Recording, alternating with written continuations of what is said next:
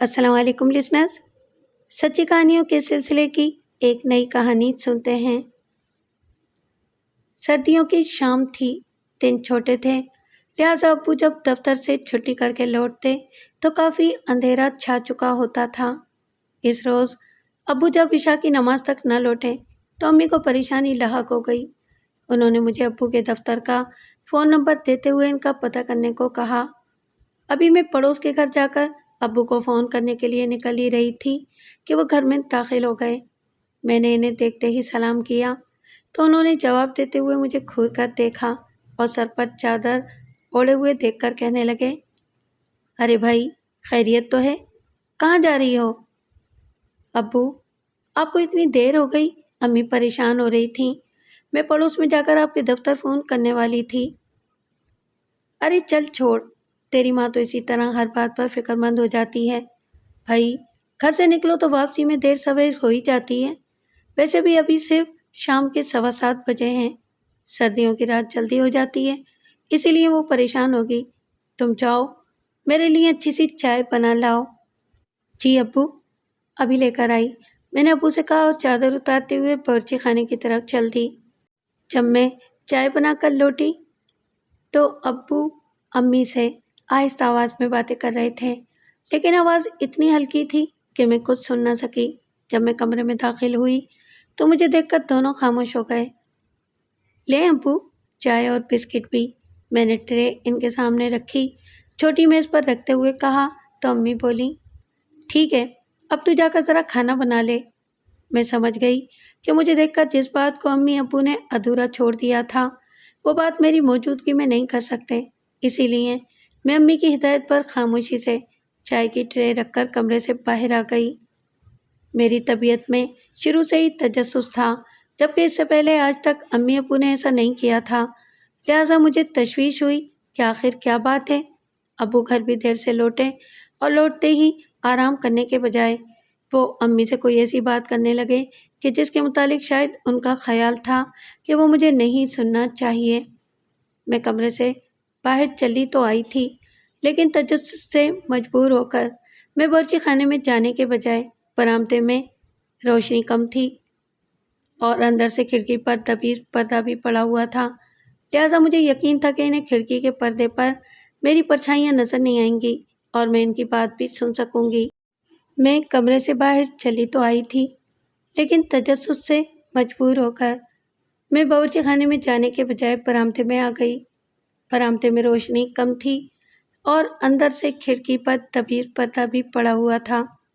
लिहाजा मुझे यकीन था कि इन्हें खिड़की के पर्दे पर मेरी परछाइयाँ नज़र नहीं आएंगी और मैं इनकी बात भी सुन सकूंगी कि आखिर ऐसी कौन सी राज की बात है जिसे वो मुझसे छुपाना चाहते हैं।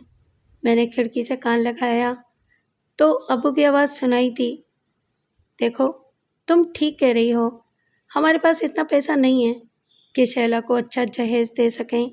हमने तो जो कुछ कमाया बच्चों की तालीम और इनकी हर मुमकिन बेहतर तौर पर खिलाने पिलाने पर सर्व कर दिया।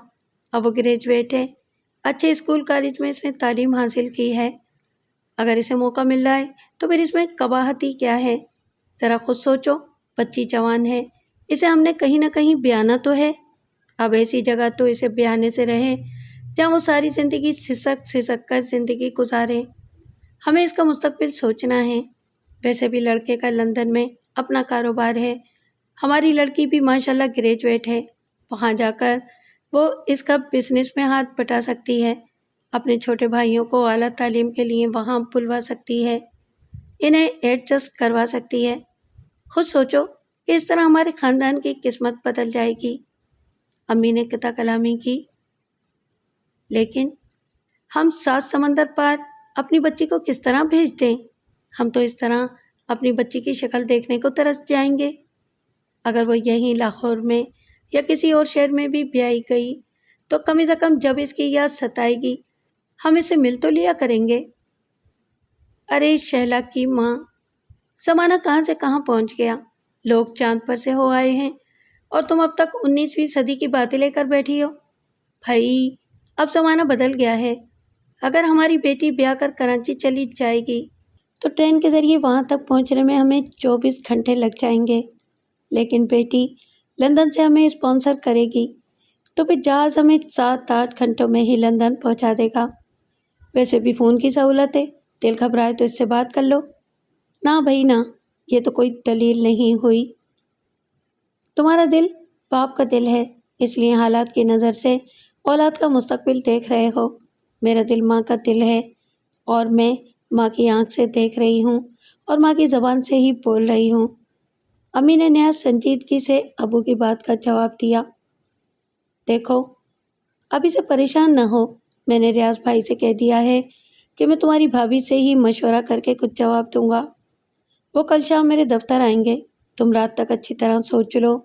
بچوں کے مستقبل کے لیے تو ماں باپ کی قربانی دینی ہی پڑتی ہے، اس لیے سکون سے سب باتوں پر غور کر لو۔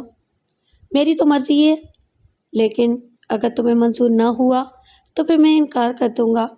ابو نے مسیری پر پاؤں پسارتے ہوئے کہا۔ ٹھیک ہے، میں سوچوں گی، صبح اس موضوع پر بات کریں گے۔ امی یہ کہتے ہوئے اٹھنے لگیں تو میں جلدی سے باورچی خانے کی طرف دوڑ گئی۔ شادی اور اپنا گھر ہر نوجوان لڑکی کا سپنا اور ماں باپ کی خواہش ہوتی ہے۔ میرا دل بھی امی ابو کی بات سن کر خوشی سے جھوم اٹھا کہ اب میرے ہاتھوں پر بھی مہندی رچنے والی ہے۔ لیکن یہ سوچ کر دل پر اداسی چھا گئی کہ ماں باپ اور بہن بھائیوں سے جدائی کا وقت قریب آ گیا ہے۔ وہ گھر جس میں ہوش سنبھالا، وہ ماں باپ جن کی محبت و شفقت کے سائے تلے آنکھیں کھولیں، جن کی انگلی پکڑ کر چلنا سیکھا، وہ بہن بھائی جن کے ساتھ لڑتے جھگڑتے کھیلتے کودتے بچپن گزرا، اب ان سب کا ساتھ چھوٹنے والا ہے۔ ایک نئے گھر نئے رشتوں کو اپنی محبت سے سینچ کر پروان چڑھانا ہوگا۔ یہی سب کچھ ایک مشرقی لڑکی کا مقدر ہوتا ہے، مگر مجھے تو 7 سمندر پار جا کر اجنبیوں کا دل جیت کر انہیں اپنا بنا کر زندگی بسر کرنا ہوگی۔ غم اور خوشی کی ملی جلی کیفیت مجھ پر طاری تھی، اور پھر اسی کیفیت میں رات کا کھانا کھا کر میں سونے کے لیے لیٹ گئی۔ میرے والدین لاہور ہی کے رہنے والے ہیں اور ہم سب بہن بھائیوں نے لاہور میں ہی اپنی آنکھیں کھولیں۔ میں 4 بہن بھائیوں میں سب سے بڑی ہوں، مجھ سے 2 سال چھوٹا میرا بھائی، جبکہ اس کے بعد بہن اور پھر سب سے چھوٹا ایک اور بھائی ہے۔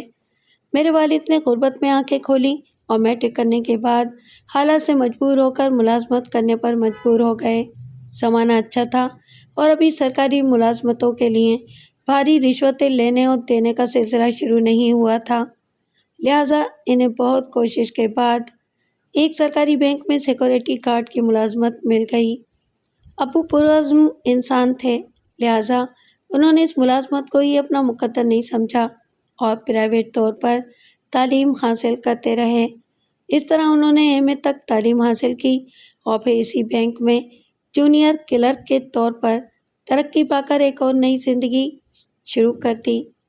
امی اگرچہ پرانے خیالات رکھنے والی خاتون خانہ تھیں، لیکن ابو روشن خیال، دوربین اور مستقبل کو سامنے رکھ کر فیصلہ کرتے تھے۔ جب میں نے ہوش سنبھالا تب تک ابو ترقی پا کر بینک میں کلرک کی حیثیت سے کام شروع کر چکے تھے۔ انہوں نے زمانے کے رنگ ڈھنگ دیکھ لیے تھے، اس لیے انہوں نے میری اور پھر میرے بعد پیدا ہونے والے سب بہن بھائیوں کی تعلیم پر خصوصی توجہ دی۔ انہوں نے اپنی خواہشات کا گلا گھونٹ کر، اپنا پیٹ کاٹ کر ہمیں اچھے تعلیمی اداروں میں تعلیم دلوائی۔ ہمارے تعلیمی اخراجات اور گھریلو ضروریات کو پورا کرنے کے بعد ابو کچھ پس انداز نہ کر سکے تھے۔ اس طرح لے دے کر ہم 4 بہن بھائی ہی ان کی کل عمر کی پونجی تھے۔ میں نے گورنمنٹ کالج لاہور سے گریجویشن کا امتحان دیا اور ارادہ تھا کہ نتائج آنے کے بعد CSS کے امتحان کی تیاری کروں گی، لیکن نتائج آنے سے پہلے ہی اس شام امی ابو کی بات سن کر مجھے اندازہ ہو گیا کہ وہ مجھے رخصت کر دینے کی فکر میں ہیں۔ ابو فجر کی نماز کے بعد بیٹی پینے کے عادی تھے۔ میں صبح کے 7 بجے کے قریب جب چائے لے کر ان کے کمرے میں گئی تو وہ کمبل لپیٹے صوفے پر بیٹھے ہوئے تھے اور ان کے سامنے بیڈ پر امی شال اوڑھے تسبیح پڑھ رہی تھیں۔ وعلیکم السلام بیٹا، سدا خوش رہو۔ تو انہوں نے میرے سلام کا جواب دیا۔ میں نے ابو کو چائے دی اور کمرے سے واپس جانے لگی تو امی نے پکارا، شیلا۔ جی امی، میں نے پلٹ کر کہا۔ بیٹا کل شام کھانے پر کچھ مہمان آ رہے ہیں، تیرے ابو کے دوست ریاض صاحب ہیں اور ان کے کچھ جاننے والے ہیں۔ اب مہمان آ رہے ہیں تو ذرا ایسا کر کہ آج کھڑکی کے پردے وغیرہ بدل دے اور صفائی ستھرائی کروا لے، یوں کل تیرے اوپر بوجھ نہیں پڑے گا، ورنہ کھانے کی تیاری اور گھر کی صفائی تو میری بچی کو ہلکان کر کے رکھ دے گی۔ ٹھیک ہے، ناشتے کے بعد میں یہ کام کر لوں گی، یہ کہہ کر میں کمرے سے چلی آئی۔ میں نے یہ بھی نہیں پوچھا کہ کون کون اور کتنے لوگ ہوں گے، ویسے تو میں سب جانتی تھی کہ یہ چکر کیا ہے۔ میں نے سوچا کہ ذرا ابو چلے جائیں تو امی سے باتوں باتوں میں سب حقائق کریت کر معلوم کر لوں گی۔ ناشتہ کرنے کے بعد ابو بینک چلے گئے تو میں نے گھر کی صفائی ستھرائی کا کام شروع کر دیا اور امی گھر کے لیے سودا سلف خریدنے بازار چلی گئیں۔ شام کو ابو بھی عصر کے وقت گھر لوٹ آئے اور آتے ہی سیدھے اپنے کمرے میں چلے گئے۔ کچھ دیر بعد جب میں چائے لے کر ان کے کمرے میں گئی تو وہ دونوں سر جوڑے آہستہ آہستہ باتیں کر رہے تھے، لیکن مجھے دیکھ کر دونوں خاموش ہو گئے۔ میں نے چائے تپائی پر رکھی اور پلٹ کر واپس جانے لگی تو امی نے پوچھا، شیلا، کھانے کی تیاری ہو گئی ہے؟ جی، سب بنا لیا ہے اور ہاں کھیر بھی جمنے کے لیے فریج میں رکھ دی ہے، بس اب تو آٹا گوندنے جا رہی ہوں۔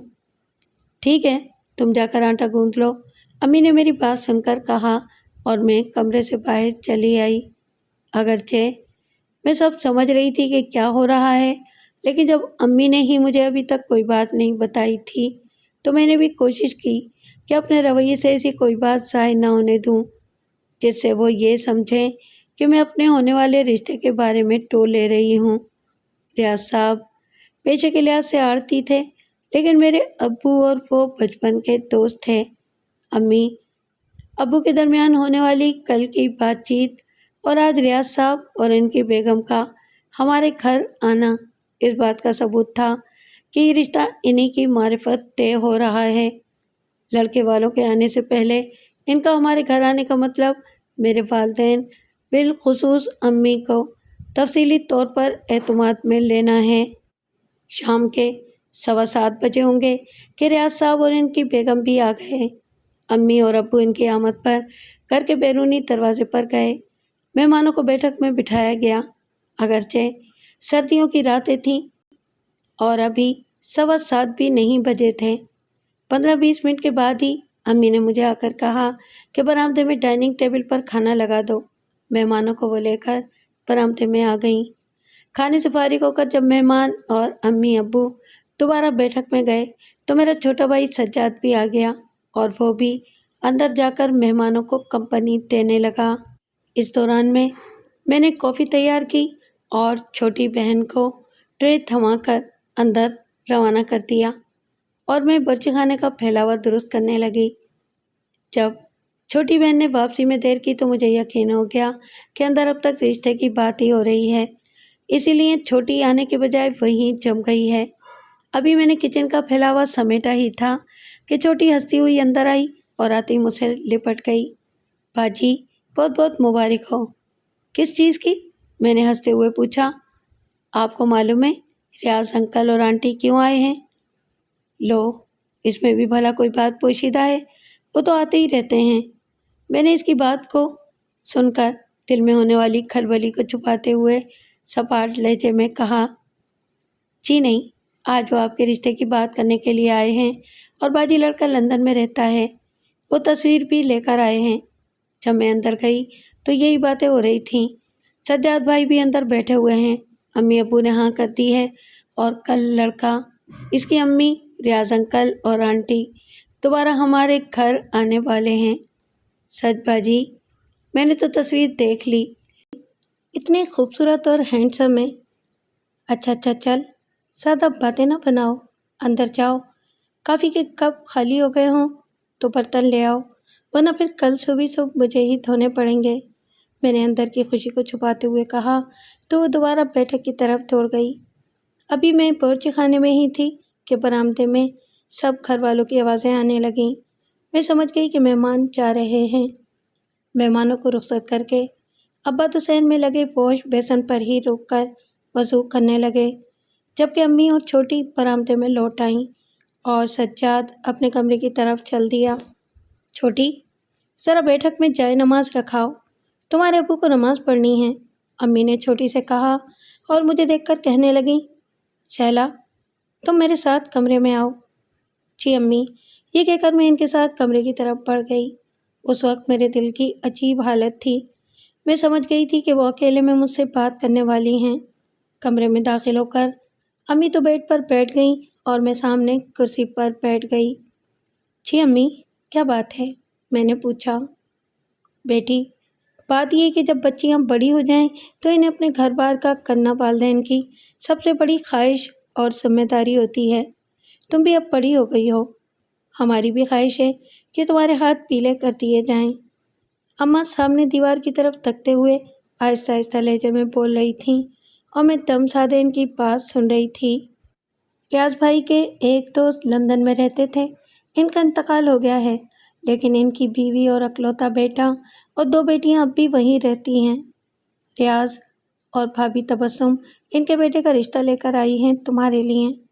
لڑکا اچھا خاصا ہے، لندن میں اپنا کاروبار ہے، لیکن اس کی خواہش ہے کہ شادی کسی ایسی پاکستانی لڑکی سے کرے جو تعلیم یافتہ ہونے کے ساتھ ساتھ گھرداری میں بھی ماہر ہو۔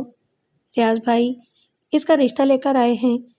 مجھے اتنا دور تمہیں بیانا اچھا تو نہیں لگا، لیکن تمہارے ابو کو یہ رشتہ پسند ہے اور ریاض بھائی کے بھی وہ لوگ جانے پہچانے ہیں، سو میں نے بھی منظور کر لیا ہے۔ لڑکا، اس کی ماں پاکستان آئی ہوئی ہیں اور ان کی خواہش ہے کہ جتنی جلد ممکن ہو شادی کر دی جائے۔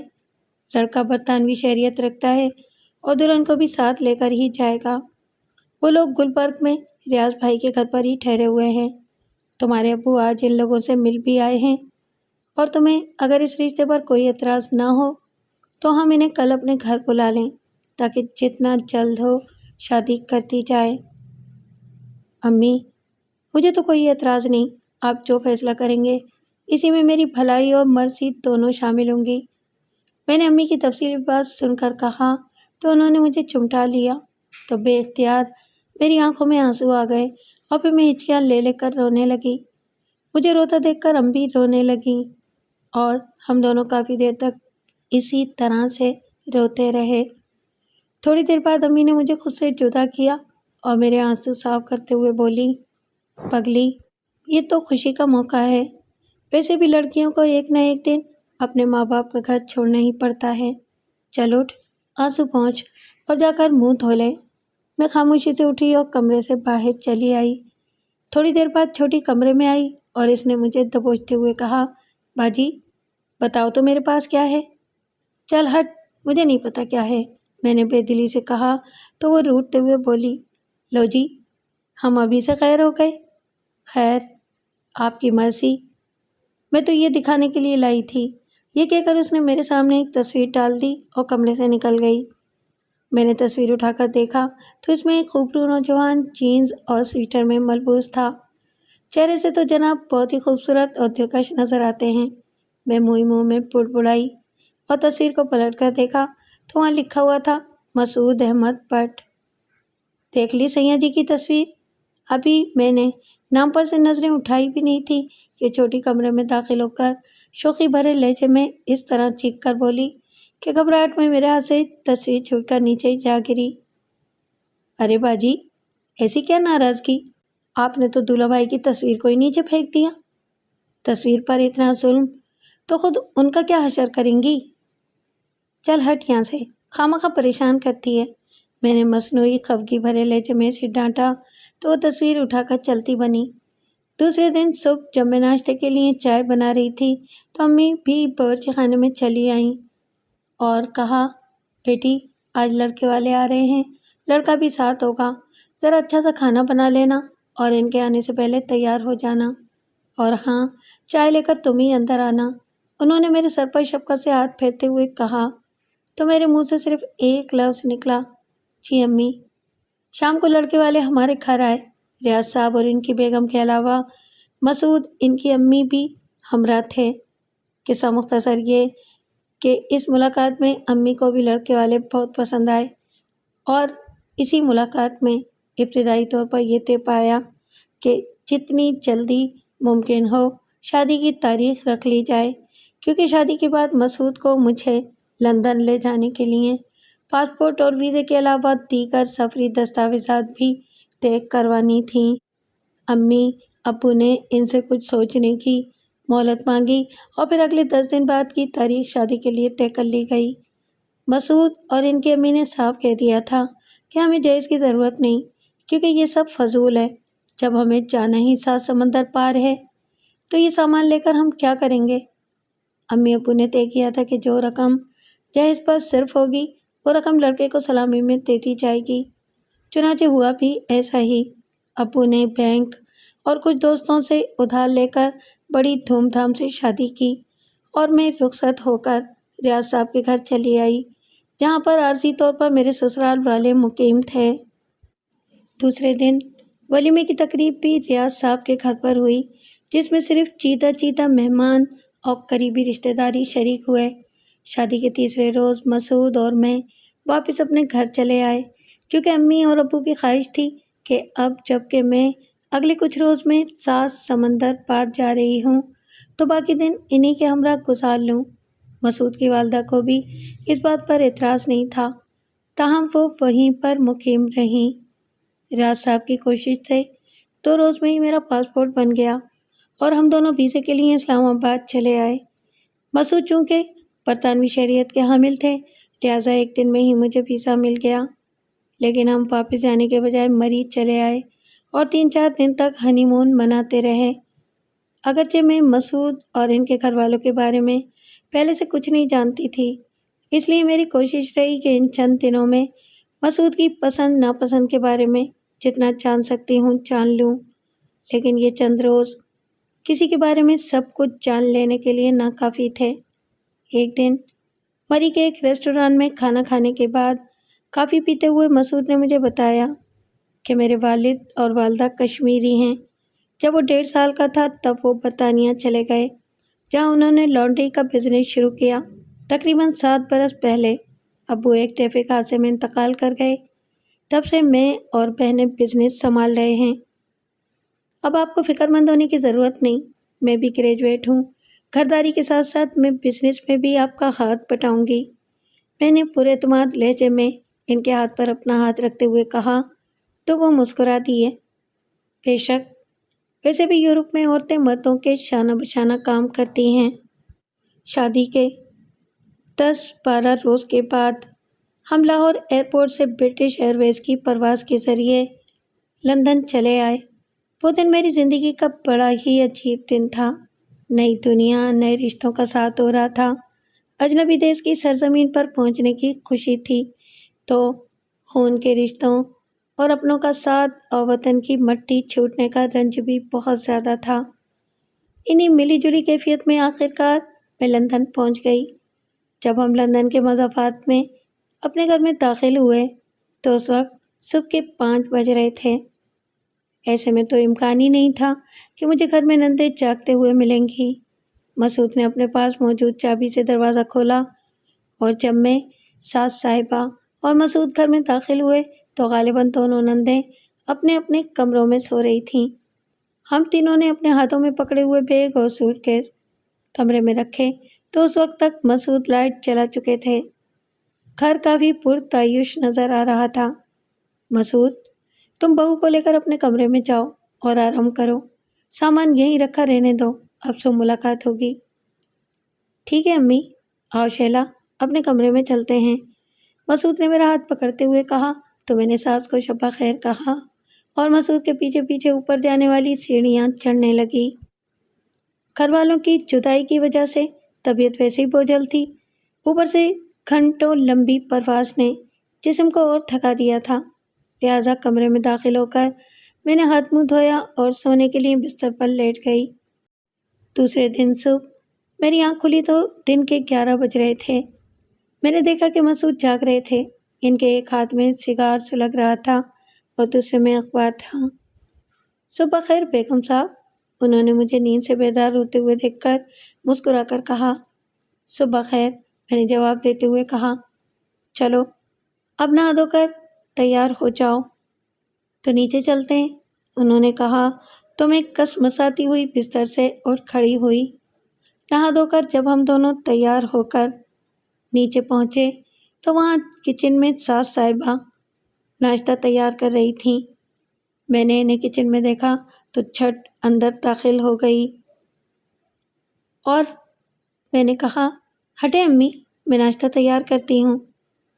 نہیں بیٹی رہنے دو، مجھے تو عادت ہے ناشتہ بنانے کی، تم تو ابھی نئی نویلی بہو ہو، ابھی سے تم سے کام کروانا اچھا نہیں لگتا۔ انہوں نے میری مداخلت پر نہایت اپنائیت سے کہا، لیکن میں نے ان کی ایک نہ سنی اور یوں سسرال میں پہلی صبح سے ہی میں نے کچن سنبھال لیا۔ ابھی ناشتہ تیار کر کے میں ہاتھ دھو ہی رہی تھی کہ دو بڑی عمر کی لڑکیاں بھی ڈائننگ ٹیبل پر چلی آئیں۔ یہ دونوں مسعود کی چھوٹی بہنیں تھیں، لیکن اللہ معاف کرے کہ شکل پر جو پکا پن نظر آ رہا تھا، اسے ایسا لگتا تھا کہ دونوں کئی بچوں کی ماں ہوں گی، جبکہ حقیقت میں وہ اب تک غیر شادی شدہ تھیں۔ اوہ، تو یہ ہیں مسز مسعود۔ مجھے ہاتھ دھوتا دیکھ کر ان میں سے ایک لڑکی نے کافی نخوت سے انگریزی لہجے میں اردو کو کافی بگاڑتے ہوئے کہا تو دوسری بولی، مما، مجھے تو انہیں کام کرتا دیکھ کر لگتا ہے کہ آپ نے پاکستان میں ٹائم ویسٹ نہیں کیا۔ ساس صاحبہ دونوں لڑکیوں کی باتیں سن کر کچھ کھسیانی ہو گئیں، لہٰذا انہوں نے مداخلت کرتے ہوئے بات کا رخ موڑا۔ ارے بیٹیوں، ٹائم ویسٹ کیا کرنا ہوتا ہے؟ میں تو اپنے بیٹے کے سر پر سہرا سجانے کے لیے گئی تھی اور چاند سی بہو لے آئی ہوں۔ شیلا بھائی ذرا یہاں آؤ، میں تمہیں تمہاری نندوں سے ملواؤں۔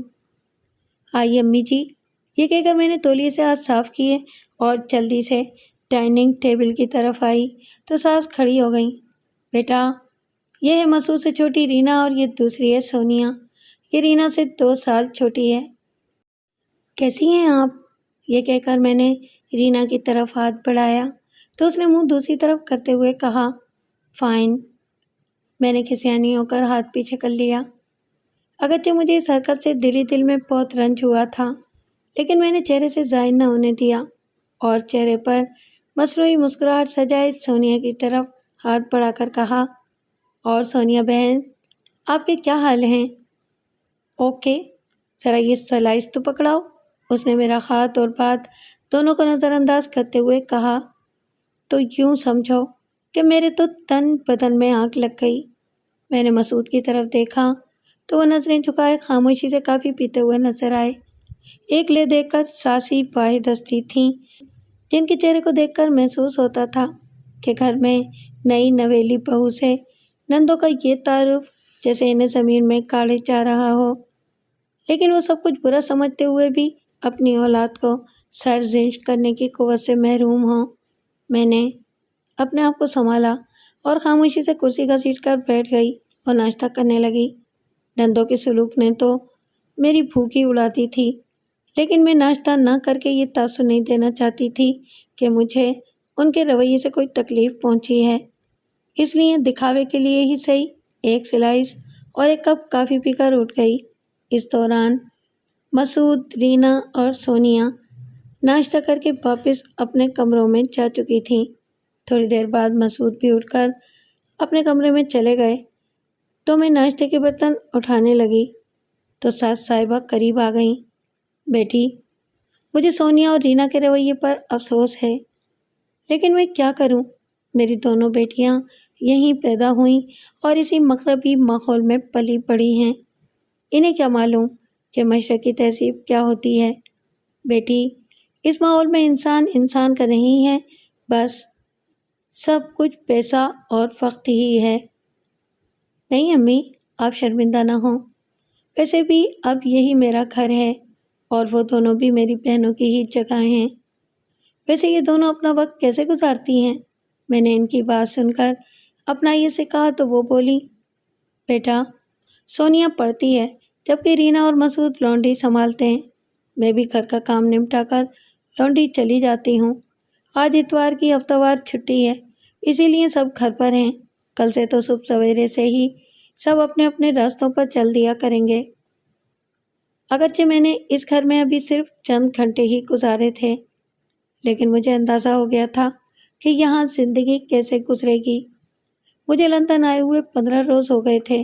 جیسے جیسے دن گزرتے جا رہے تھے، مجھ پر گھر کے تمام راز افشا ہوتے چلے جا رہے تھے۔ میری ساس، جن کا نام فاطمہ تھا، آزاد کشمیر کے ضلع پونچھ سے تعلق رکھتی تھیں۔ شادی کے دوسرے سال مسعود نے جنم لیا اور میرے سسر منظور احمد بٹ لندن چلے آئے۔ انہیں یہاں نیشنلٹی مل گئی اور بھی یہیں پر ان کی دوسری 2 بیٹیوں نے جنم لیا۔ چند سال پہلے ان کا انتقال ہوا تھا۔ تب سے فاطمہ بی بی بھی عارضہ قلب کا شکار ہو گئی تھیں۔ مسعود اور رینا باپ کے انتقال کے بعد لانڈری سنبھالنے لگے۔ اگرچہ مسعود بڑا بھائی تھا، لیکن رینا کے آگے اس کی ایک نہیں چلتی تھی۔ لانڈری کا کاروبار بہت اچھا چل رہا تھا، آمدنی بھی خوب تھی، لیکن سب کاروبار پر اصل میں رینا نے قبضہ جمایا ہوا تھا۔ وہی گھر کا خرچ دیتی تھی اور مسعود کو بھی صرف جیب خرچ ملتا تھا۔ دونوں بہنوں کی آپس میں خوب گھٹتی تھی، جبکہ مسعود ان کے سامنے بولتے ہوئے بھی کتراتا تھا۔ فاطمہ بی بی پر گھر کے تمام کام کاج کی ذمہ داری تھی، اور سچ پوچھیں تو وہ گھر میں بالکل خادمہ کی طرح رہتی تھیں۔ دوپہر تک گھر کا سارا کام نپٹا کر وہ لانڈری چلی جاتی، جہاں پر وہ کپڑے استری کرتی اور پھر رات کو تھک کر گھر لوٹتی اور سب کے لیے کھانا بھی بناتی۔ دونوں بہنوں کے اتوار بھی بہت خراب تھے۔ رات کو ڈسکو بار میں جانا، سگریٹ نوشی، شراب پینا اور اکثر گھر پر اطلاع دیے بغیر رات باہر گزارنا ان دونوں کا وتیرہ تھا۔ فاطمہ بی بی کہتی تھی کہ میں نے ان دونوں بہنوں کو سدھارنے کی بہت کوشش کی، لیکن وہ دونوں یورپ کی تہذیب میں رنگ چکی ہیں، اور وہ باتیں جنہیں شادی سے پہلے کسی مشرقی لڑکی کے لیے نہایت ہی معیوب سمجھا جاتا ہے، وہ ان کے لیے انجوائمنٹ ہے۔ دونوں کے متحد انگریز لڑکوں سے غیر اخلاقی تعلقات تھے، جنہیں وہ فخر سے بوائے فرینڈ کا نام دیتی تھیں۔ مسعود بھی کوئی شریف انسان نہیں تھے۔ یہاں آنے کے بعد مجھے پتہ چلا کہ وہ بھی شراب، ڈسکو کلب اور بار جانے کے رسیا ہیں، لیکن ان میں اتنی شرم باقی تھی کہ وہ اپنی ماں کے ساتھ بہنوں جیسا سلوک بد نہیں کرتے تھے۔ تاہم عیاشیوں میں وہ بھی اپنی بہنوں کے ہم پلہ تھے۔ دن گزرتے جا رہے تھے اور رفتہ رفتہ مجھے علم ہو گیا کہ ان کے بھی کئی انگریز لڑکیوں سے غیر اخلاقی روابط ہیں، تاہم وہ اپنی ماں سے ڈرتے تھے۔ شاید اس لیے ان کو میری موجودگی میں اپنی کسی گرل فرینڈ کو گھر میں لانے کی ہمت نہ ہو سکی۔ مجھ پر جیسے جیسے اپنی نندوں اور شوہر کے سربستہ راز کھلتے جا رہے تھے، میں شدید ذہنی دباؤ کا شکار ہوتی جا رہی تھی۔ البتہ ساس کا دم غنیمت تھا کہ جن کی وجہ سے مجھے پردیس میں کسی ایسے اپنے کے ہونے کا احساس ہوتا کہ جس سے دل کی بات کہی جا سکتی ہو، یا جس کے کندھے سے سر ٹکا کر غبار دل کو آنکھوں کے ذریعے بہا کر جی ہلکا کیا جا سکتا ہو۔ ایک اور انکشاف جو مجھ پر ہوا وہ یہ تھا کہ مسعود کی شادی پاکستان میں کرنے کے لیے سب سے زیادہ دباؤ رینا اور سونیا کا ہی تھا۔ اس کی وجہ کیا تھی وہ بھی رفتہ رفتہ میری سمجھ میں آ گئی۔ فاطمہ بی بی بوڑھی ہو گئی تھی اور اب گھر کے کام کاج کرنے میں پہلی جیسی مستعد نہیں رہی تھی۔ دوسرا یہ کہ عارضہ قلب نے بھی انہیں اس قابل نہیں چھوڑا تھا کہ وہ لانڈری اور گھر دونوں کو پہلا جیسا سنبھال سکتی۔ لندن میں نوکر پاکستان جیسے عرضہ نہیں، اس لیے رینا اور سونیا نے اس کا حل مسعود کی پاکستان میں شادی کے ذریعے نکالا۔ دونوں ہٹ حرام تھیں، اسی لیے اب انہیں اس بات کی فکر نہیں رہی تھی کہ ماں نہ رہی تو وہ گھرداری کیسے کریں گی۔ لہٰذا میرے بعد وہ اپنے مستقبل کو محفوظ سمجھنے لگی تھیں۔ تاہم میرے ساتھ ان دونوں کا رویہ پہلے روز جیسا ہی تھا۔ جب میں نے دیکھا کہ میرے ساتھ نندوں کے ناروا رویے کو شوہری خاطر میں نہیں لاتا، تو میں نے بھی نندوں کو نظر انداز کرنا شروع کر دیا۔ 2 ماہ گزر گئے۔ اس دوران میں 3-4 دفعہ میں نے اپنی امی ابو اور دوسرے بہن بھائیوں سے فون پر بات کی، لیکن انہیں ہوا بھی نہ لگنے دی کہ میرے ساتھ یہاں کس قسم کا سلوک ہو رہا ہے۔ مجھے اچھی طرح سے علم تھا کہ میرے والدین کو اگر یہاں اپنی بیٹی کے ساتھ ہونے والے سلوک کا پتہ چلا تو یہ بات ان کی راتوں کی نیند اور دن کے سکون کو غارت کر دے گی، اور اسی لیے میں خاموشی سے سب کچھ برداشت کرتی رہی۔ رینا نے جب یہ دیکھا کہ میں نے خریداری کا سارا کام سنبھال لیا ہے تو اس نے ایک دن ناشتے کی میز پر نہایت بدتمیزی سے اپنی ماں کو مخاطب کیا، مما، شیلا نے تو گھر سنبھال لیا ہے، اب تو دوپہر تک آپ فارغ ہی رہتی ہوں گی۔ ہاں بیٹی، اللہ شیلا کو سکھی رکھے، بچی مجھے کوئی کام کرنے ہی نہیں دیتی ہے، انہوں نے مجھے دیکھتے ہوئے نہایت پیار بھرے لہجے میں کہا۔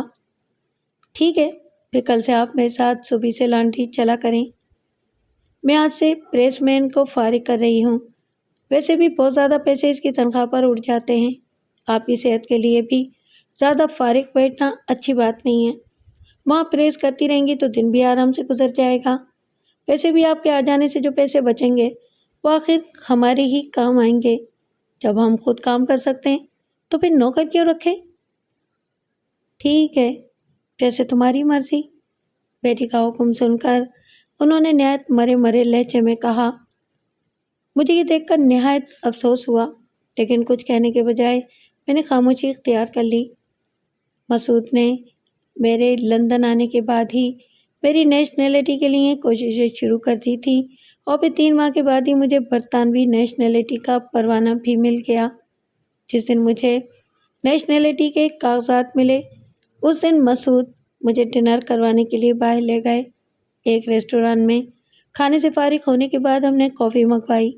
کافی پینے کے دوران میں انہوں نے مجھ سے کہا، شیلا، پاکستان اور برطانیہ میں بہت فرق ہے، یورپ میں مرد و عورت بلا تفریق ملازمت کرتے ہیں، تمہارے کیس میں تو ایک بہت اچھی بات یہ ہے کہ ہمارا اپنا بزنس ہے، میرے بلکہ رینا کی بھی خواہش ہے کہ اب تم لانڈری جوائن کر لو، امی بھی صبح آ جاتی ہیں، تم بھی گھر کے کام کاج نپٹا کر لنچ سے پہلے آ جایا کرو، اس طرح جب تم آنے لگو گی تو اس سے ایک فائدہ یہ ہوگا کہ ہم مشین آپریٹر کو فارغ کر دیں گے، یہ کام تم سنبھال لینا۔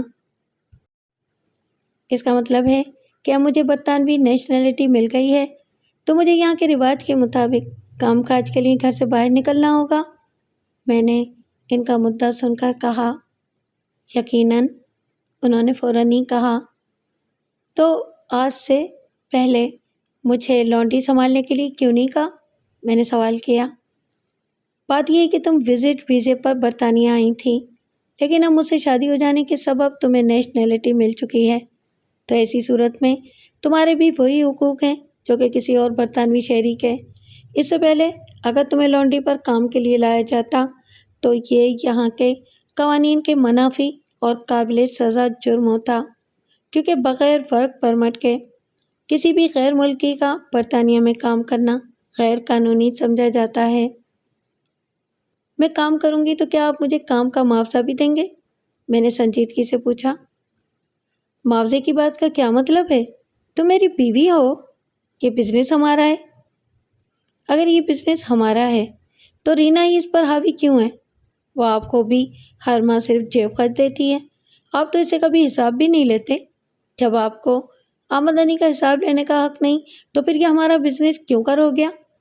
میں نے مسعود کی بات کاٹتے ہوئے کہا تو ان کے چہرے پر ناگواری کے تاثرات آ گئے۔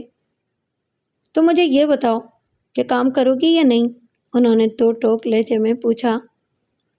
اگر مجھے میرے کام کا معاوضہ یا میرے شوہر کو آمدنی اور اخراجات جاننے کا حق اور منافع برابر کی بنیاد پر تقسیم کرنے کا حق دیا گیا تو ٹھیک ہے، میں کام کر لوں گی، لیکن اگر ایسا نہ ہوا تو پھر مسٹر مسعود جان لو کہ میں یہاں آپ کی بیوی بن کر آئی ہوں، رینا کی خادمہ یا اس کی لانڈری کے لیے جبری مزدور کی حیثیت میں نہیں۔ تم جانتی ہو کیا کہہ رہی ہو؟ یہ بات تم نے رینا کے سامنے کہی ہوتی تو پھر تمہاری خیر نہیں تھی، مسعود نے میری بات سن کر پریشان لہجے میں کہا۔ دیکھو، مجھے نہ آپ کی پرواہ ہے اور نہ آپ کی بہنوں کی، جب وہ مجھے جوتی جتنی اہمیت بھی نہیں دیتی ہیں تو پھر میں ان کی جبری ملازم کیوں بنوں؟ میں نے بھی دو ٹوک لہجے میں کہا۔ میں اب بھی تمہیں سمجھاتا ہوں، میری بات مان لو ورنہ اچھا نہیں ہوگا، مسعود نے جواب دیا تو میں بولی، اس سے پہلے کیا اچھا ہو رہا ہے؟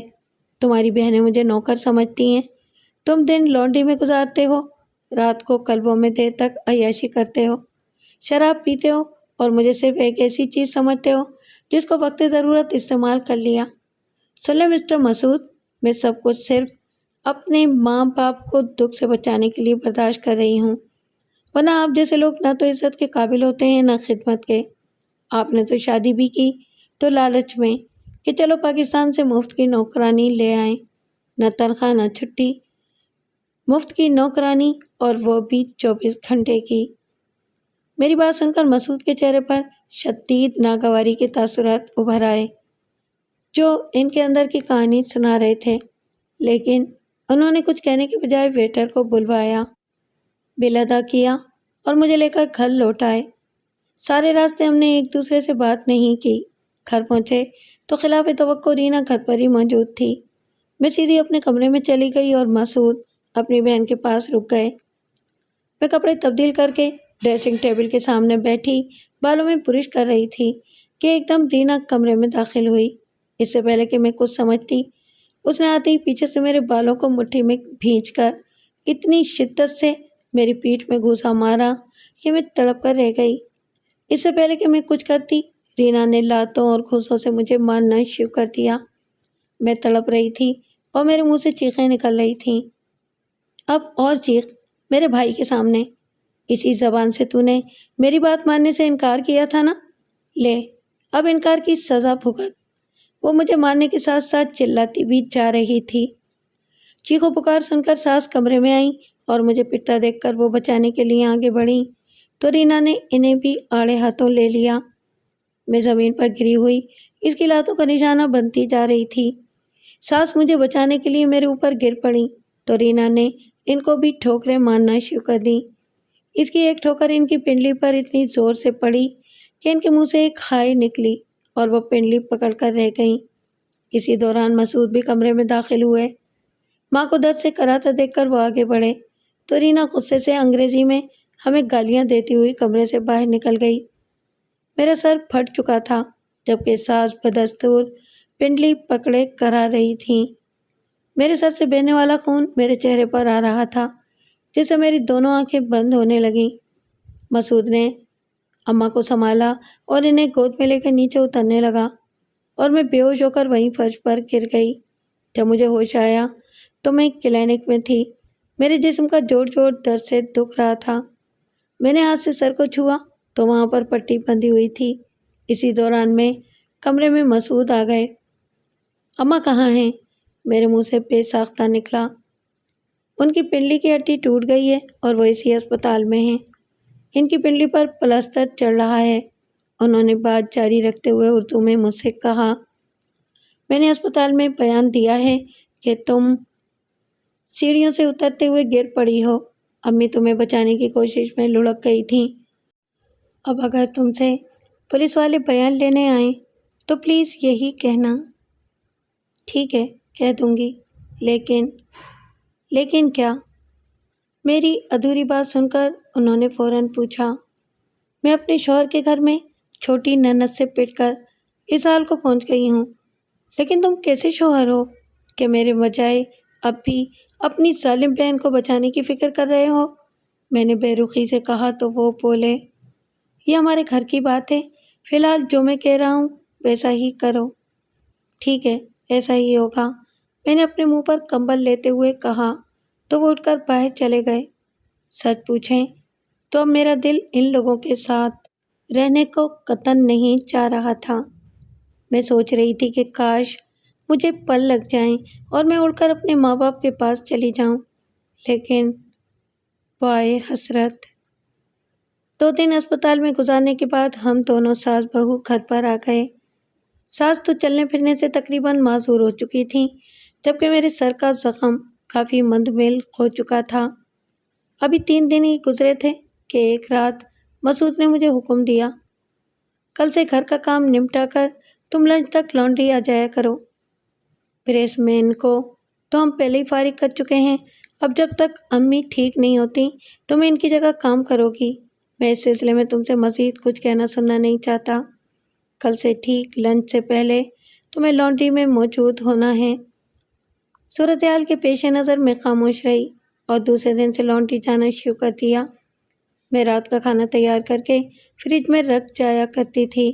رات 9 بجے لانڈری سے فارغ ہو کر گھر آتی، سب کے لیے کھانا گرم کرتی، ساس سے حال احوال دریافت کرتی اور پھر سونے کے لیے چل دیتی۔ انہی دنوں میں نے محسوس کیا کہ مسعود نے رات کو دیر سے گھر آنا شروع کر دیا ہے۔ میں کافی دیر تک ان کا انتظار کرتے کرتے سو جاتی اور صبح جب آنکھ کھلتی تو دیکھتی کہ وہ کپڑے تبدیل کیے بنا جوتوں سمیت بستر پر پڑے خراٹے لے رہے ہوتے۔ حقیقت کیا ہے یہ سمجھنے میں مجھے بہت دن نہیں لگے۔ مسعود کی دلچسپیوں کا مرکز نائٹ کلب، بار اور ڈسکو سینٹر بن کر رہ گئے تھے۔ رات دیر گئے جب وہ شراب کے نشے میں گھر لوٹتے تو انہیں کپڑے تبدیل کرنے کا بھی ہوش تک نہیں ہوتا تھا۔ دن گزرتے چلے گئے، ساس کی پنڈلی پر بندھا ہوا پلاسٹر کھل گیا تھا اور چند ہفتوں میں وہ دوبارہ لانڈری آنے لگیں۔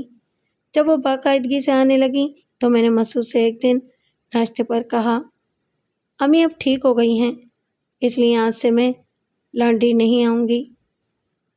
تم سے یہ کس نے کہہ دیا کہ وہ ٹھیک ہو گئی ہیں تو تم کام چھوڑ دو؟ بس اسی طرح کام کرتی رہو، ورنہ ابھی تو رینا نے تمہیں سبق سکھایا ہے، لیکن جب میرا ہاتھ اٹھا تو پھر اسپتال سے گھر لوٹنا نصیب نہیں ہوگا۔ یہ سن کر تو میرے تن بدن میں آگ لگ گئی۔ میں زبان سے تو کچھ نہ بولی، لیکن دل ہی دل میں تہیہ کر لیا تھا کہ اب میں اس آدمی کے ساتھ زندگی نہیں گزاروں گی جو مجھے بیوی کے بجائے ملازمہ کا درجہ دے رہا ہے۔ میں خاموشی سے وہاں سے اٹھ کر آ گئی۔ کئی دن تک میں اپنے مستقبل کے بارے میں سوچتی رہی، لیکن مجھے کوئی حل نظر نہیں آ رہا تھا۔ اگر میں اپنے گھر والوں کو یہ بپتا سناتی ہوں تو میرے لیے صرف طلاق اور واپسی کا راستہ رہ جائے گا۔ اس طرح اب تک ذلت کی جس آگ میں میں جل رہی ہوں، اس آگ میں میرے سارے خاندان کو بھی جلنا پڑے گا، اور متعلقہ کا داغ ماتھے پر سجا کر میں ان کے سامنے جانا نہیں چاہتی تھی۔ اسی ادھڑ بن میں 2 ماہ اور گزر گئے۔ اس دوران میں اپنے والدین کو خط تو لکھتی رہی، لیکن انہیں اس بات کی بھنک بھی نہ پڑنے دی کہ میں کن حالات میں زندگی گزار رہی ہوں۔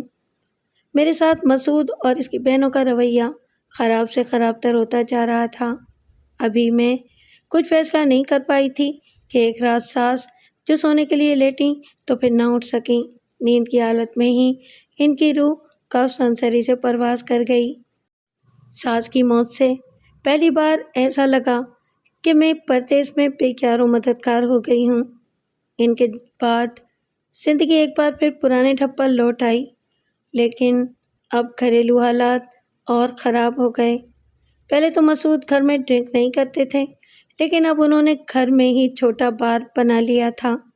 اس سے بھی بری بات یہ ہوئی کہ وہ انگریز بازاری عورتوں کو گھر میں لا کر ان کے ساتھ شب بسری کرنے لگے۔ شروع میں ان کی حرکت پر میں نے احتجاج کیا تو مار کھانا پڑی۔ ان کے ساتھ ساتھ رینا اور سونیا بھی کھل کر کھیلنے لگیں۔ ان کے انگریز بوائے فرینڈ گھر میں آزادانہ آتے جاتے اور وہ دونوں ان کے ساتھ اتنے غیر اخلاقی طریقے سے اٹھتی بیٹھتی تھیں کہ مجھے شرم آ جاتی، لیکن ان کے تو دیدوں کا پانی ہی ڈھل چکا تھا، انہیں بھلا غیرت و حیا کیا آتی۔ مسعود بھی بہنوں کی اس حرکت کو معیوب سمجھنے کے بجائے اس طرح کا رویہ اختیار کر لیتے کہ جیسے انہوں نے کچھ دیکھا ہی نہ ہو۔ مشرقی تہذیب میں پروان چڑھنے والی کسی بھی لڑکی کی روح کے لیے یہ باتیں تعزیانہ ثابت ہو سکتی ہیں، اور میرے لیے بھی یہ ڈوب مرنے کا مقام جیسی بات تھی۔ میں نے بہت سوچ بچار کے بعد اپنے مستقبل کا فیصلہ کر ہی لیا۔ اب میں لانڈری جاتی تو تھی، لیکن اس سے پہلے آس پاس کی دکانوں کا بھی چکر لگاتی رہتی تھی تاکہ لوگوں سے تعلقات بنا لوں جو کہ کل کو میرے کام آ سکیں۔ اسی طرح میری ملاقات لانڈری سے کچھ فاصلے پر واقع مٹھائی کی ایک دکان کے مالک سے ہو گئی۔ یہ لوگ بھی پاکستانی تھے، لیکن گزشتہ 35 سالوں سے یہیں مقیم تھے۔ دکان کے مالک اور ان کی بیوی 2-3 ملازمین کے ہمراہ مٹھائی خود تیار کرتے تھے، اور دیسی انڈو پاک سویٹ ہاؤس ان کی دکان کا نام تھا۔ دونوں میاں بیوی بہت اچھی طبیعت کے مالک تھے۔ جب انہیں پتہ چلا کہ میں بھی پاکستانی ہوں تو ان کی بیوی کی شفقت مجھ پر اور بھی بڑھ گئی۔ ایک دن میں نے دکان کی مالکہ رضیہ، جنہیں میں خالہ کہتی تھی، انہیں اعتماد میں لے کر گھر کی ساری صورتحال بتائی۔ میری بات سن کر وہ بولی، دیکھو بیٹی، تمہیں نیشنلٹی بھی مل چکی ہے اور اب تمہیں یہاں سے کوئی نہیں نکال سکتا۔ جیسے حالات ہیں ان میں تمہارے لیے بہتر یہی ہے کہ انہیں چھوڑ دو اور اپنے مستقبل کی پرواہ کرو۔ میرا مشورہ ہے کہ واپس جانے کا خیال بھی دل میں نہ لاؤ اور اب تک جس طرح رہ رہی تھی اسی طرح کرو۔ دوسرا یہ کہ تم مسعود سے طلاق کا مقدمہ دائر کر دو۔ اس کے نتیجے میں تمہیں جو رقم بطور حق مہر ملے اسے لے کر اپنی نئی زندگی کا آغاز کرو۔ خالہ، میں نے بھی یہی سوچا ہے۔ سوال یہ پیدا ہوتا ہے کہ میں کیا کروں گی؟ تم گھرداری سے اچھی طرح واقف ہو۔ میری رائے ہے کہ اگر تم یہاں پر سموسے بنانا شروع کر دو تو اس سے تمہارا کام بہت اچھی طرح چل سکتا ہے۔ سموسے تو میں بہت اچھے بلکہ قسم قسم کے بنا لیتی ہوں، میں نے خوش ہو کر کہا۔ تو وہ کہنے لگیں، تم میری دکان میں ہی سموسے تیار کرو اور یہیں سے اپنے اس کام کا آغاز کرو۔ جب تمہارا کام اچھی طرح چل جائے تو پھر جیسا مناسب سمجھو ویسا کرنا۔ ہاں، ایک بات اور، تم ایسا کرو کہ گھر چھوڑنے سے پہلے اپنی نیشنلٹی کے کاغذات ضرور لے لینا۔ خالہ، کاغذات تو میرے پاس ہی ہیں۔ ٹھیک ہے، تم جب چاہو ہم اپنے گھر کا ایک کمرہ تمہیں کرائے پر دے دیں گے۔ ٹھیک ہے، میں کل ہی گھر چھوڑ دیتی ہوں۔ لیکن انکل… ارے ان کی فکر نہ کرو، جب میں کہہ رہی ہوں تو سمجھو ان کی رضامندی بھی ہے۔ ویسے وہ مجھ سے اتنا پیار کرتے ہیں کہ کبھی میری کسی بات کی مخالفت نہیں کرتے۔ دوسرے دن صبح سب کے گھر سے چلے جانے کے بعد میں نے اپنا سامان 2 سوٹ کیسوں میں پیک کیا اور خالہ کے گھر آ گئی۔ قصہ مختصر یہ کہ کئی مہینوں کی قانونی جنگ کے بعد مجھے مقامی عدالت نے مسعود سے کیے گئے نکاح کو مسترد کرتے ہوئے طلاق دلوا دی، جس کے نتیجے میں مجھے 10,000 پاؤنڈز ملے۔ اس دوران میں سموسے بناتی رہی اور وہ بکتے بھی رہے۔ میں بتاتی چلوں کہ لندن میں سموسے پاکستان کی نسبت کافی مہنگے داموں فروخت ہوتے ہیں اور پسند بھی بہت کیے جاتے ہیں۔ جب رقم میرے ہاتھ لگی تو میں نے قسطوں پر 2 کمروں کا ایک اپارٹمنٹ لے لیا اور ایک دکان کرائے پر لے کر سموسہ ان کے نام سے اپنی ایک دکان کھول لی۔ 1.5-2 سال میں ہی خدا نے میرے کاروبار کو بہت ترقی دی اور میں اسے مزید وسعت دینے کے بارے میں سوچنے لگی۔ اسی دوران خط و کتابت کے ذریعے میں نے والدین کو تمام حالات سے آگاہ کر دیا۔ اگرچہ انہیں اس بات سے بہت صدمہ ہوا، لیکن جب ان کی خالہ رضیہ کی طرف سے لکھے گئے خطوط کے ذریعے یہ پتہ چلا کہ میں نے اپنا کاروبار شروع کر دیا ہے تو وہ بہت خوش ہوئے۔ مسعود سے علیحدگی کے 2 سال کے اندر میں نے اپنی نئی زندگی کو کامیابی کے راستے پر ڈال دیا۔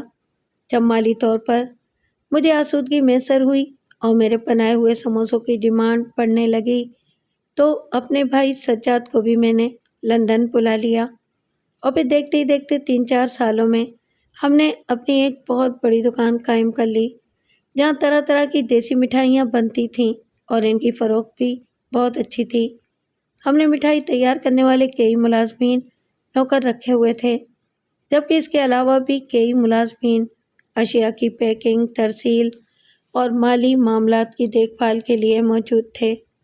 دن گزرتے رہے، اسی طرح 5 سال بیت گئے۔ اسی دوران ایک دن مجھے اطلاع ملی کہ مسعود کثرت شراب نوشی کے باعث جگر کے مرض میں مبتلا ہو کر ایک اسپتال میں زندگی کے دن گن رہے ہیں۔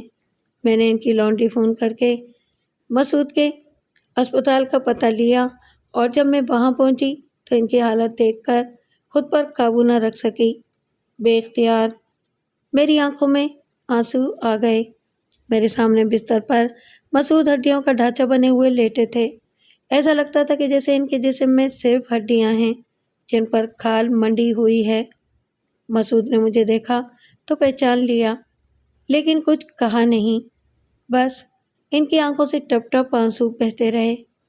میں بھی کچھ نہیں بولی، خاموشی سے پھولوں کا گلدستہ ان کے سرانے رکھا اور کچھ دیر کھڑی رہنے کے بعد پلٹی تو ایک نحیب سی آواز آئی، شیلا۔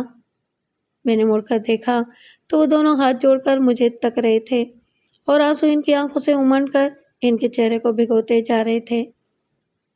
میں نے آپ کو معاف کیا، خدا آپ کی مشکل آسان کرے، میں نے پھررائی ہوئی آواز میں کہا، اور پیچھے مڑ کر دیکھے بنا بھاری قدموں اور بوجھل دل کے ساتھ واپس چلی آئی۔ 2 روز بعد خالہ رضیہ کی زبانی پتہ چلا کہ مسعود کل رات انتقال کر گیا۔ اسے رات کو ہی سپرد خاک کر دیا گیا۔ خالہ نے بتایا کہ اس کو ایک مسلم فلاحی ادارے نے دفن کیا، کیونکہ اس کی دونوں بہنیں لندن سے باہر اپنے بوائے فرینڈ کے ساتھ گئی ہوئی تھیں۔ اس رات میں بہت روئی، لیکن کیوں روئی یہ بات میں بھی نہیں جانتی۔ شاید اس لیے کہ وہ میری زندگی کا پہلا مرد تھا جسے میں نے بطور شوہر مجازی خدا کا درجہ دیا، لیکن اس نے میرے دل کا آئینہ پاش پاش کیا۔ شاید میری مشرقی تہذیب کی تربیت کا اثر تھا کہ میں نے اسے معاف بھی کر دیا اور اس کے دیے ہوئے زخموں کو بھلا کر اس کی موت پر اس وقت آنسو بہائے جب اس پر رونے والا کوئی بھی نہیں تھا، حتیٰ کہ وہ بہنیں بھی نہیں کہ جن کی محبت میں انہوں نے مجھے تباہ و برباد کرنے میں کوئی کسر نہ چھوڑی۔ وقت اپنی مخصوص رفتار سے گزرتا رہا۔ سجاد نے کاروبار کی دیکھ بھال بڑی حد تک اپنے ذمے لے لی تھی۔ اسی دوران خالہ رضیہ نے میری ملاقات اپنے ایک نوجوان رشتہ دار احمد شجاع سے کروائی، جن کا تعلق کراچی سے تھا اور وہ یہاں میڈیکل کی اعلیٰ تعلیم حاصل کرنے کے لیے آئے تھے۔ نوجوان، شریف، سمجھدار اور سوبر تھے۔ کچھ ہی دنوں میں میری ان سے اچھی خاصی دوستی ہو گئی۔ ایک دن خالہ رضیہ نے کہا کہ شجاع تم سے شادی کرنا چاہتا ہے اور اس کی خواہش ہے کہ وہ تمہاری اور تمہارے والدین کی مرضی معلوم کریں۔ زندگی اس دورائے پر پہنچ چکی تھی کہ جہاں پر تنہائیوں اور خوشیوں کے دونوں راستے نکلتے تھے، میں نے از خود فیصلہ کرنے کے بجائے والدین پر ذمہ داری ڈال دی۔ قصہ مختصر یہ کہ میرے والدین اور شجاع کے والدین کی پاکستان میں ملاقات ہوئی اور رشتہ طے پا گیا۔ میں پاکستان میں جا کر شادی نہیں کرنا چاہتی تھی، اس لیے شجاع کے گھر والے اور میرے والدین لندن آئے۔ یوں ایک بار میں پھر دلہن بن گئی۔ آج میری دوسری شادی کو 15 برس بیت چکے ہیں۔ شجاع کو بھی برطانوی نیشنلٹی مل گئی اور آج وہ یہیں پر پریکٹس کر رہے ہیں۔ شادی کے بعد انہوں نے مجھے اتنا پیار دیا کہ میں لندن میں اپنی زندگی کے بیتے ہوئے 5-6 برسوں کی سب مصیبتوں اور دکھوں کو بھول گئی۔ آج میرے پاس دنیا کی ہر خوشی موجود ہے۔ ہمارے 2 بیٹے اور 1 بیٹی ہے۔ تینوں دنیاوی تعلیم کے ساتھ ساتھ دینی تعلیم بھی حاصل کر رہے ہیں۔ میں نے ان پر مغرب کی لغویات کا سایہ تک پڑنے نہیں دیا۔ سجاد نے بہت اچھی طرح کاروبار سنبھالا اور یہیں ایک پاکستانی خاندان میں شادی بھی کر لی۔ اب ہمارا ایک بڑا ڈپارٹمنٹل اسٹور اور ذاتی گھر ہے۔ سجاد کی فیملی بھی ہمارے ساتھ ہی رہتی ہے اور میرے والدین 1 سال بعد لندن آتے ہیں اور جس سال انہیں نہیں آنا ہوتا ہے اس سال میں پاکستان جاتی ہوں۔ میرے والدین نے بھائی کے اعلیٰ مستقبل کے لیے میری شادی دیار غیر میں کرنے پر حامی بھری تھی۔ وہ شادی تو کامیاب نہ ہو سکی، لیکن آج میرے چھوٹے بھائی کا مستقبل تابناک اور معاشی طور پر مضبوط ہے۔ ایک بات جو میں اپنے پاکستانی والدین سے کہوں گی اور وہ یہ کہ کبھی بھی بہتر مستقبل کی آس میں بنا سوچے سمجھے اپنی بچیوں کو دیار خیر میں نہ بیائیں۔ اگر ان کی ازدواجی زندگی کامیاب نہ ہوئی تو پھر ضروری نہیں ہے کہ ان کی بیٹی کو بھی کوئی خالہ رضیہ اور انکل مل سکیں۔